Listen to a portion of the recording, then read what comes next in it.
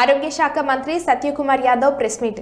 గత ప్రభుత్వ నిర్లక్ష్యం వల్లే ఈ పరిస్థితి తలెత్తింది. గత ప్రభుత్వంలో 15 ఫైనాన్స్ నిధులను పక్కదారి పట్టించారు. గత 6 నెలలుగా వాటర్ సరఫరా అస్తవ్యస్తంగా మారింది. నీటి ట్యాంకులు పరిశుభ్రత పాటించకపోవడం ఈ సమస్యకు ప్రధాన కారణంగా అనిపిస్తుంది. డయేరియా బాధితులను అన్ని విధాలుగా ఆదుకుంటాం. 30,000 నీటి నమూనాలను పరీక్షించగా 257 శాంపిల్స్లో కలుషితమైన నీరును గుర్తించడం జరిగింది. అధికారులు అప్రమత్తతో ఉన్నారు.